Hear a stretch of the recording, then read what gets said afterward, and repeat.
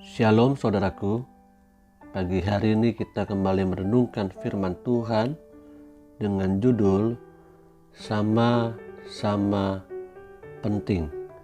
Bersama saya Fani Paendong. Kita seringkali sulit untuk dapat membedakan sesuatu yang prioritas dalam hidup, sesuatu yang penting yang seharusnya menjadi pilihan kita. Demikian Tuhan mengajarkan kepada umatnya untuk menganggap perintah berikut ini sama-sama penting. Tuhan mau kita melihat semua firman Tuhan itu adalah penting. Kita percaya bahwa semua yang dikatakan Tuhan di dalam Alkitab adalah penting bagi kebaikan kita, kebaikan umatnya, orang-orang pilihannya.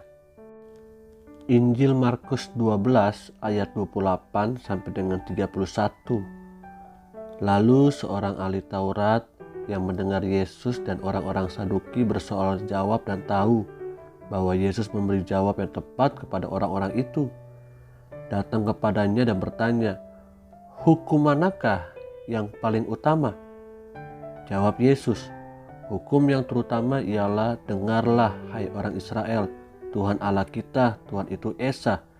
Kasihilah Tuhan Allahmu dengan segenap hatimu, dan dengan segenap jiwamu, dan dengan segenap akal budimu, dan dengan segenap kekuatanmu. Dan hukum yang kedua ialah, kasihilah sesamamu manusia seperti dirimu sendiri. Tidak ada hukum lain yang lebih utama daripada kedua hukum ini." Tuhan mengutamakan hubungan, mengutamakan relationship. Dari firman Tuhan yang kita baca, kita bisa melihat bahwa Tuhan menginginkan hal itu. Kasih adalah kunci utama untuk membangun sebuah relationship. Relationship dibutuhkan, namun kita harus lebih utama mendasarinya dengan kasih. Tuhan Yesus mau kita memiliki kasih seperti yang sudah Dia berikan untuk menjadi jalan terciptanya sebuah hubungan. Yohanes 14 ayat 6 adalah bukti.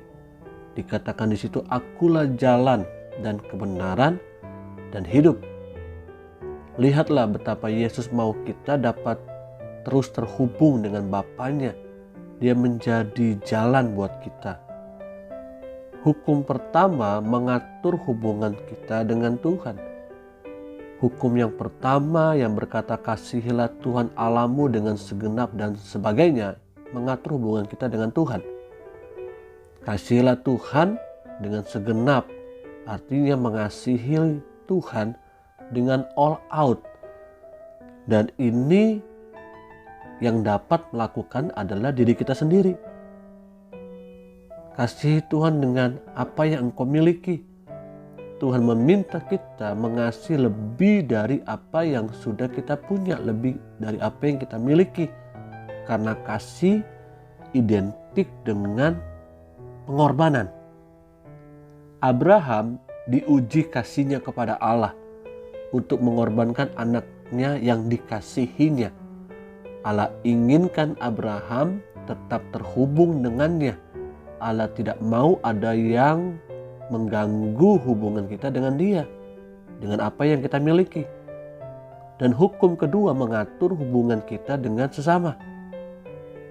Hukum kedua ini mengatur hubungan kita dengan orang lain, dengan sesama kita. Dan hukum kedua ini sama pentingnya saudaraku dengan hukum pertama. Dan di dalamnya tergantung kitab para nabi. Wow. Yesus katakan bahwa hukum pertama dan kedua ini adalah isi daripada kitab para nabi sesungguhnya. Artinya hubungan kita dengan sesama sama-sama penting.